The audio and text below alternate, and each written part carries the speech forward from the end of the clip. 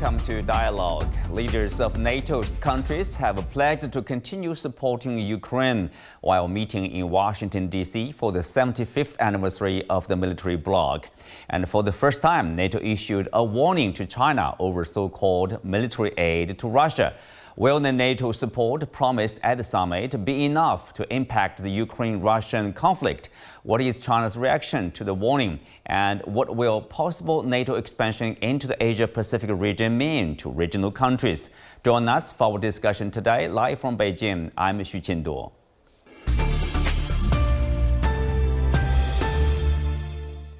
Joining me today are Professor Glenn Diesen from the University of South-Eastern Norway, Anton Fedyashin, Associate Professor at the History Department of American University, and Warwick Powell, the Adjunct Professor at the Queensland University of Technology and a Senior Fellow at the Taihe Institute. Welcome to the show. Glenn, I will start with you. So the NATO Summit, 75th anniversary, seems like more aid to Ukraine, more weapons, better weapons, and of course, also pointing finger at China. What do you make of the summit? Well, it's been interesting. Some of the things are not that new. Obviously, offering Ukraine irreversible path to NATO membership is, I guess, another way of keeping a carrot in front of Ukraine to keep the Ukrainians fighting, but without committing NATO in any way. So in other words, have Ukraine fight for NATO, but without NATO fighting for Ukraine. So that was, I guess, predictable. As you also suggested, it's not just more weapons, but also better weapons, which will be coming Ukraine's way, as Zelensky obviously wants a lot of air defense systems, and he's also been looking forward to the F-16s. But even then, he would need help to keep the F-16 safe on ground. So I guess that there will be some further escalations following this. It's not just more weapons, but also weapons which escalates the conflict. So, but also beyond this, I guess the big thing really was also the fact that China was picked out as now also not just an adversary of NATO, but they went to the length of even blaming China, of all countries, for this conflict, which is, quite extraordinary, not ignoring NATO's own role in provoking this war and sabotaging all peace agreements, as well as rejecting all diplomacy and negotiations and only pursuing a military path. But still, they found a way of blaming China for the war instead, which, again, was, I guess, one of the more, not unexpected, but the biggest surprise, at least, from this summit. Interesting there. Let's starting with the aid, like 40 billion euros or about 43 billion US dollars for the next year. And Tom, is that enough, to impact on the situation, of course, between Russia and Ukraine in the battleground? And also, more importantly, is that just one, just for next year? What about the year after? Things like that. They talk about, Trump proof. Are they doing that? So, Sue, of course, the 40 billion will have an impact on the war in Ukraine. It's a lot of money, which will be translated into weapons. The question is what kind of impact this will have. NATO is hoping that it will somehow turn things around. I don't know of a single sane military expert that actually believes that it will favor Ukraine. It may slightly slow down the Russian progress along the enormous front line that they're remorselessly moving forward through, but I don't see how this will really change anything. It will definitely prolong the war, and so a lot more Ukrainians will die, and Ukraine will irretrievably continue to lose territory. Let's see what happens. But we've gone through so many wonder weapons at this point after 2 years that even Mark Milley, when he was still the chairman of the Joint Chiefs of Staffs, warned that even the F-16s, whenever they get there, and it looks like some may start appearing this summer, he even admitted that these will not be game changer. So all of this will prolong the war. I think what NATO's really doing with the 40 billion for next year, without really any guarantees thereafter, is Trump-proofing NATO support for Ukraine. Because during the summit in Washington, what I find particularly interesting is that so many of the major leaders, I mean the leaders of the major NATO countries, are facing such domestic problems at home. And this, of course, begins with Joe Biden himself. And everyone is now very seriously considering the fact that not only that he may step down as the frontrunner, the official candidate of the Democratic Party in the U.S., but that Trump may actually win the election regardless of what the Democrats do at this point. So part of the 40 billion promise, which is a verbal one for now, and we've seen promises that have failed to actually come to fruition or to fulfill exactly what they promised. Part of that is Trump-proofing NATO support for Ukraine. But it also tells us that NATO is perfectly willing to let this war go on for another 6 months and potentially a year. And this is ultimately very bad news for Ukraine, unfortunately. Well, Warwick, I mean, okay, more money, more weapons, but that does not ensure Ukraine's success. So the war will continue. And okay, what is the ultimate goal? Of course, they have been talking about defeating Russia. Do you think another year will be the time for them to achieve that goal? The ultimate goal is to get to the 5th of November in terms of the American political elite.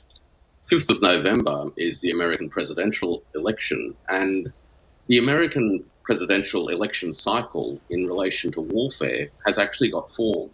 We've seen it in Vietnam before, when everyone inside the Beltway knew at the time that the Americans and the South Vietnamese were not going to prevail, and yet they prolonged that war so as to get through an electoral cycle. They don't really care what the damage is on the ground. They clearly don't care about the mortalities and the injuries that are piling up every day, the bloodshed and the destruction of cities and towns and livelihoods, the destruction of land and infrastructure. What they want to do is get to the 5th of November. We've already seen $60 billion announced earlier this year. $60 billion. That was meant to see them through. Now we've got another $40 billion. You know, this is just a money laundering activity for the defense industry at the expense of ordinary people in Ukraine. And unfortunately, it is not going to turn the tide as far as NATO or the Ukrainians are concerned.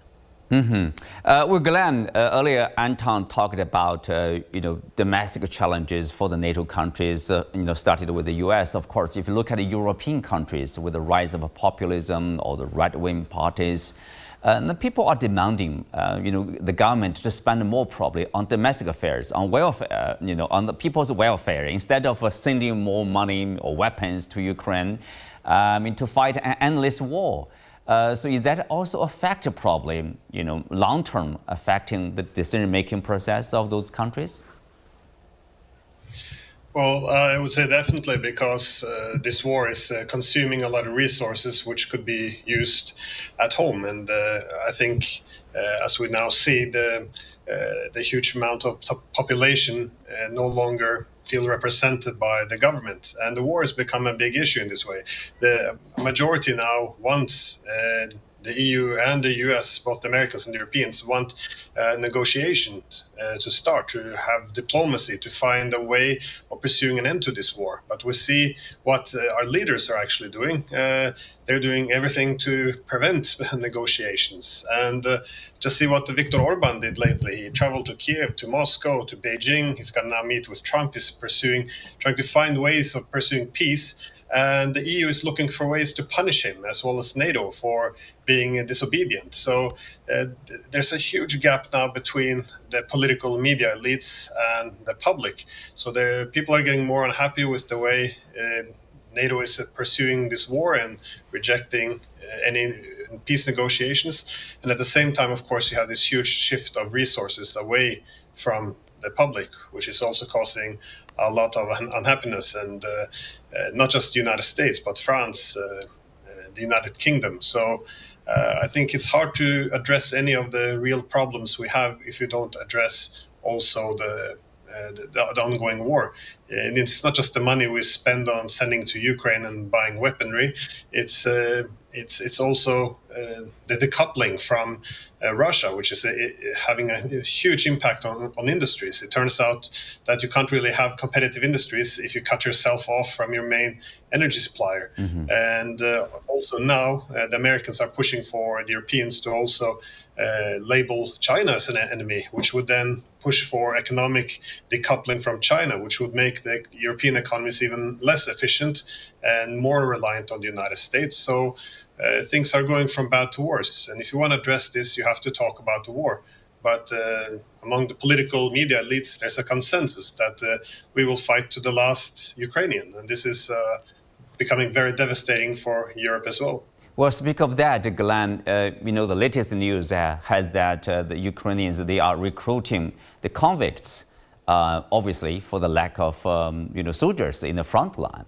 They report that that's a practice, by Russia. Now it's Ukraine. So obviously that says something about the situation. I mean, kind of, being desperate to fight the war, to continue the war. And there's also the recruitment policies are becoming much more, or tactics are becoming much more aggressive. So Ukrainian social media is flooded with videos of men being dragged off the streets and pulled into minivans to be sent to the front, often with very little training. And this is part of the collapse we see in Ukraine, as they have a huge shortage of soldiers. And Russia's further thinning out the Ukrainian defenses by opening new front lines in the Kharkov region. So the problem now for the Ukrainians is to need more men, but the more aggressive these recruitment policies become, and also sending in soldiers and prisoners, of course, is that the soldiers become less reliable.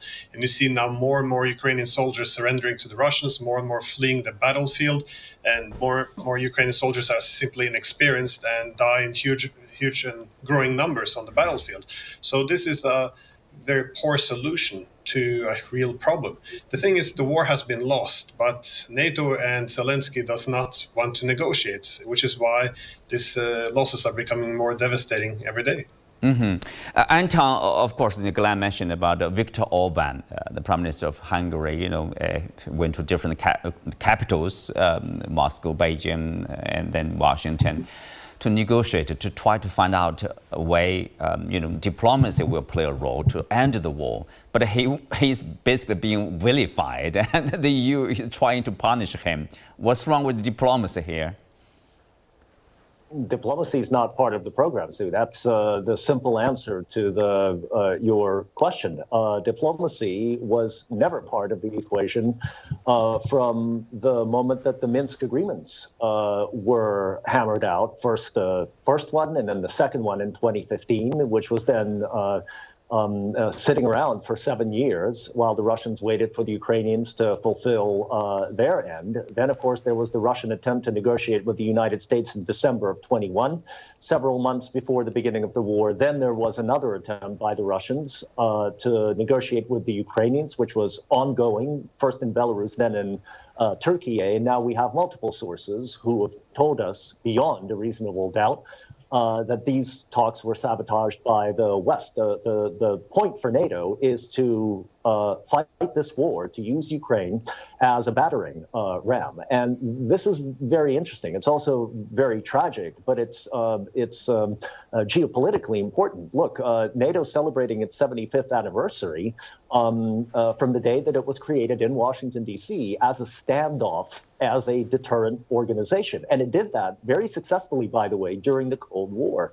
But NATO's biography, its lifespan, is divided into two halves. First of all, the deterrent during the Cold War, but then the post-Cold War era, where NATO started becoming a tool, or became a tool, actually, of American geopolitical ambitions. In Yugoslavia with the illegal bombings for 78 days, then the Libya campaign, and so on and so forth. So NATO is a standoff organization, and as a bureaucracy, it is remarkably successful. The only legal war in which it was involved in Afghanistan, it actually lost, as we all saw about, 3 years ago in 2021. So now, instead of actually fighting wars, it's doing proxy conflicts. And diplomacy and proxy conflicts simply don't mesh together. So until Washington and its closest allies within NATO decide that there needs to be a diplomatic solution to this conflict will simply go on. And since NATO is not losing any of its own troops, at least not publicly, but this can go on for a long time until there is a popular revolt politically in Europe or in the United States, and then things may begin to change. Warwick, of course, the NATO Secretary General Jens Stoltenberg said that on the Ukraine NATO membership, he said that it's too early to say when Ukraine will become a NATO member. But then the summit declaration stated that Ukraine is on an irreversible path to NATO. Sort of contradictory, but obviously, as Glenn said, it's wielding this carrot, continue to fight, and then there's a NATO membership. All they agree on is before the war ends, there's no talk, basically no substantial progress on NATO membership. So they have to finish the war, they have to somehow win the war. What do you make of that? Well, the reason why there is a war is because of efforts to dragoon Ukraine into NATO. So the more they dangle the carrot and the more they talk about Ukraine going into NATO at some point in the future, the greater the incentive there is for Russia to finish the job off so that there is no Ukraine to go into NATO. I mean, this is actually a pretty simple set of circumstances. But once again, to my point, this isn't actually about Ukraine. It's about NATO, it's about American hegemony, and it's about the elections coming up on the 5th of November. So long as they can kick that can down the road, they will continue to do so because, as the other guests have mentioned, the only people paying the price, the real price for this, are Ukrainians on the battlefield. So we're in a situation now where NATO cannot admit defeat and begin negotiation, because to negotiate is to admit defeat, and they will persist in this foolhardy program of doubling up and seeking to get to the presidential elections, hopefully with a view that they can miraculously pull a rabbit out of the hat afterwards. But the sad reality is, over the course of the last 2 years, the battlefield dynamics have progressively gotten worse, and it is now clear that not only is Ukraine and NATO, the US-backed NATO, on the losing end on the battlefield, there is no turning back. They've lost. The time to negotiate is now. Prime Minister Orban is right. There needs to be peace talks. There are people and countries with peace plans, and they need to get people talking sense again. Well, Glenn, neutrality of Ukraine, many people would assume that's a requirement for any kind of a ceasefire or peace deal between Ukraine and Russia. And if, say, there is a irreversible path to NATO membership, that basically is creating, let's say, a block for any future or potential ceasefire. Is that the case? It's definitely the case, because keep in mind, in the beginning of 2022, when Ukraine and Russia was close to a peace agreement, everyone involved, the Ukrainian side, the negotiators from Turkey, Israel, they all confirmed one thing, that the Russians were willing to compromise on everything except one thing. They needed to restore the neutrality for Ukraine. So this has been the key aspect. Now, obviously, given that the US and UK sabotaged this peace agreement, there's been a war for 2.5 years. So now it's much more complicated. Now we have a territorial issue. But obviously, the foundation of any peace agreement will have to be resolving the issue of NATO expansion by having neutrality again for Ukraine. So by promising Ukraine NATO membership once the war is over, it effectively prevents any peace negotiations, or successful one at least, to take place. And it also gives the Russians a huge incentive to continue, because if they think that if anything that remains of Ukraine after this war will end up in the hands of NATO, then obviously they should take as much as strategic territory as possible and make sure that whatever remains is a very dysfunctional rump state. I mean, all of this has been very clear from the beginning. In 2008, when NATO promised the future membership for Ukraine, the Europeans were pushing very hard back against the United States exactly because they knew this would result in conflict and possibly war. But again, the Europeans folded like they always do to the United States, but it was based on the recognition of what would happen. And this is why it's been so important to find a way of resolving the issue of Ukraine. This has been the issue ever since 2014, and what we've seen over and over again is the refusal to do so. And this, again, it guarantees that war is the only possible option because, as Russia said, they consider this to be an existential threat.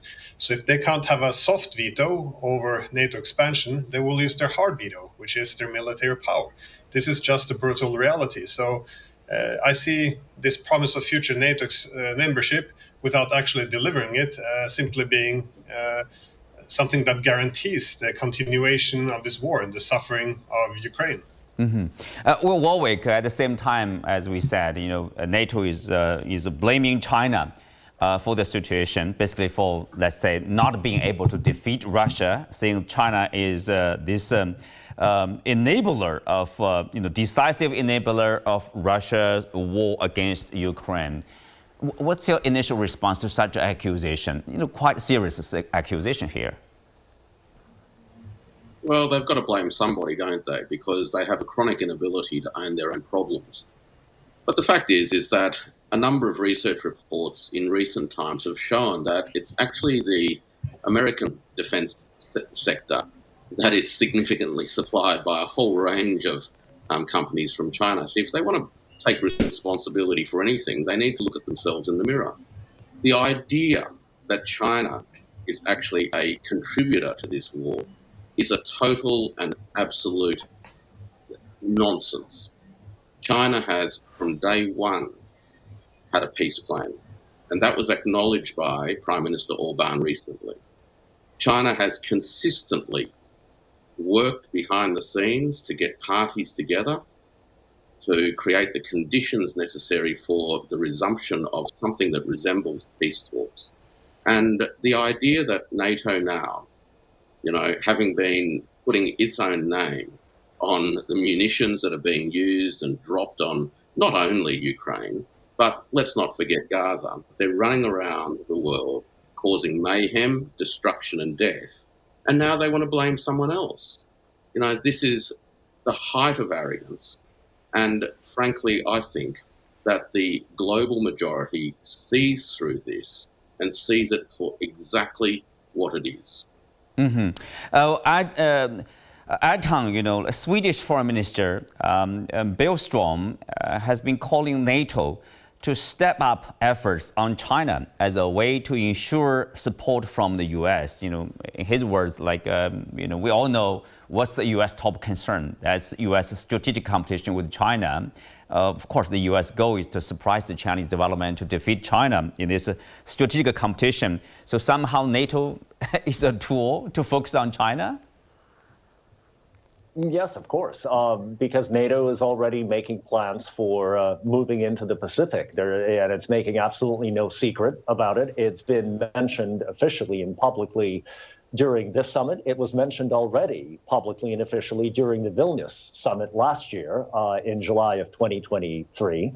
What stuns me is not only the hypocrisy that Warwick was just talking about, but the geopolitical nonsense around the request by NATO for China to not support Russia and therefore to support NATO expansion right up to Russia's border, while at the same time the same organization is already talking about expanding into the Pacific. Now, regardless how some of your viewers may feel about China or its government policies, any sane realist will understand that if you're Chinese and you're hearing that you need to facilitate NATO expansion on the western side of Eurasia, while the same organization, NATO, is talking about expanding right up to China's border and containing it on the eastern side of Eurasia, if you're sitting in Beijing, regardless of what political ideology and idea you espouse, this is simply not going to work for you as a sovereign state. So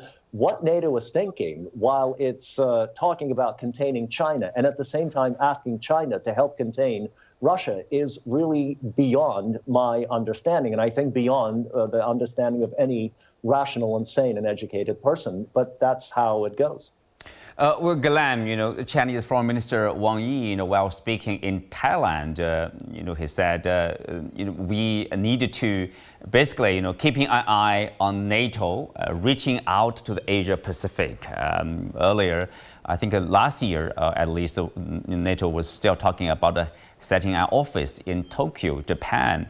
And for this year's summit, leaders from Australia, Japan, South Korea, and New Zealand attended the summit. So their involvement with some of the Asian countries getting more regular, more close. So is NATO expanding to Asia? I mean, how big a potential threat, let's say, to this region? We know, NATO expansion, at least partly, if not, principally, led to the war in Ukraine.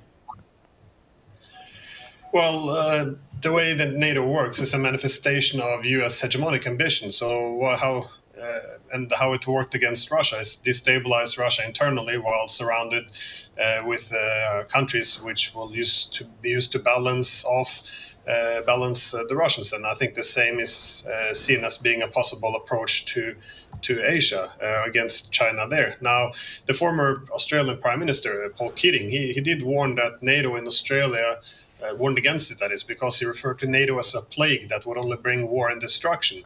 So he argued that China is obviously the target of NATO in Asia, and he argued we should not make the same mistake with China as was done with Russia, that is to use a peacetime military bloc to provoke and contain another great power. So I think that the objectives are quite clear: to mobilize neighbors of China against China. And this can be done, which is why one should be careful. Keep in mind that between 1991 and 2014, barely 20% of Ukrainians wanted to join NATO, but a coup took care of this, and they were able to push it forward anyways.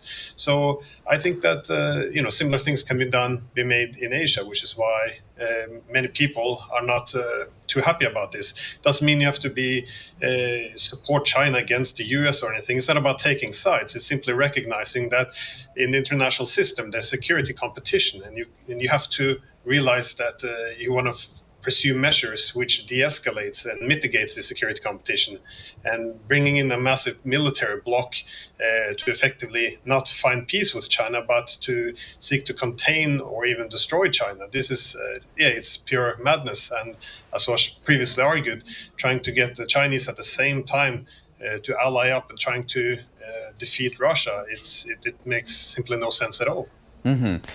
Briefly, Warwick, so this is kind of course, NATO expansion to Asia will create a pressure on the Chinese side, and expectedly there probably will be a response from the Chinese side. Then we will see kind of an escalation, right? Yeah, absolutely. The pursuit of primacy by the Americans through NATO and also through their other partners in the Asia region is anathema to long-term security, peace and prosperity in the region. We're likely to see the beginnings or the continuation now of an escalation ladder, and that's actually not in the interest of any of the countries in the region. The region actually has a history of pushing back against great powers coming in. It's done so successfully historically through institutions like ASEAN, and the countries and peoples of the region need to find it within themselves to rediscover their belief in multipolarism within the region itself and push back. Right. With that, we come to the end for today's show. Many thanks to our guests. You can also watch us on the CGTN app on YouTube. Thank you for being with us. I'm Xu Qinduo. See you next time.